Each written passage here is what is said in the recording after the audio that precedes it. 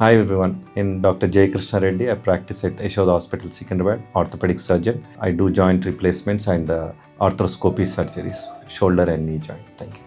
వయసైన వాళ్ళలో భుజం నొప్పి కామన్గా పేషెంట్స్ మా ఓపీడీకి వస్తుంటారు. వారిలో చాలామందికి చెయ్యి పైకి లేవకపోవడం, తర్వాత రోజు పనులు వాళ్ళు చేసుకోవడానికి తల దూకోవడం కానీ, డ్రెస్ వేసుకోవడం కానీ ఇవన్నిటికీ కూడా ఇబ్బందికరంగా ఉంటుంది. సో రోజు పనులు చేసుకోవడానికి ఇబ్బందికరం అండ్ పెయిన్తో ఉండడం అండ్ ఒక వైపు తిరిగి పడుకున్నా కానీ పెయిన్ కంటిన్యూస్గా వస్తుంటుంది. సో వీటికి రకరకాల కారణాలు. కామన్గా మనకు రొటేటరీ కఫ్ టేర్ అని ఉంటుంది. భుజంలో ఒక 4 స్ట్రాంగ్ మజిల్స్ ముందు పైన వెనక ఇవన్నీ అటాచ్ అయి ఉండడం వల్ల మనకు చెయ్యి ఫ్రీగా పైకి లేవడం, రొటేషన్స్ ఇంటర్నల్ వెనక్కి ఎక్స్టర్నల్ రొటేషన్ ఇవన్నీ వస్తుంటాయి.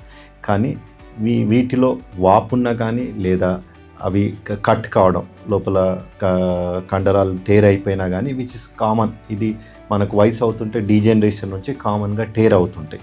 వాళ్ళు రోజు పనులు చేసి రిపీటెడ్ యాక్టివిటీస్ చేసి స్పోర్ట్స్ పీపుల్లో కానీ ఏజ్డ్ డీజనరేటివ్ టేర్స్ నుంచి అవి కట్ కావడం వల్ల చేయి మూమెంట్స్ తగ్గిపోతాయి. అండ్ అది కాకుండా వాటి వల్ల పెయిన్ రావడం అండ్ రోజు పనులు చెప్పినట్టు చేయి పైకి లేపి తలపైకి లేపి వర్క్స్ చేయడం కష్టంగా ఉంటుంది. సో వీటిని ఎలా డీల్ చేయాలి? సో ఫస్ట్ పేషెంట్ రాగానే మేము అన్ని క్లినికల్గా ఎగ్జామిన్ చేసి దాని తర్వాత మోస్ట్ ఆఫ్ ద టైం ఇది ఎంఆర్ఐ స్కాన్ చేయాల్సి వస్తుంది. ఎక్స్రేలో మాత్రం కంప్లీట్ డయాగ్నోస్ కాదు. సో ఎంఆర్ఐ చేసుకొని ఎక్స్రే చేసుకొని ఒకవేళ ఆర్థరైటిస్ మనకు మోకాలు అరిగినట్టు భుజంలో కూడా అరుగుదల కూడా ఉంటుంది. ఒకవేళ ఆర్థరైటిస్ ఉంటే దానికి షోల్డర్ రిప్లేస్మెంట్ మార్పిడి అవసరం ఉంటుంది. లేదా మనకు ఓన్లీ కండరం మాత్రమే కట్ అయిపోయి ఉంటే వాటికి ఆర్థ్రోస్కోపీ అంటే key hole procedure, minimal invasive surgery key hole procedure ద్వారా కెమెరా జాయింట్లో పెట్టి దాన్ని స్టిచ్ చేస్తాం బ్యాక్ టు ద బోన్.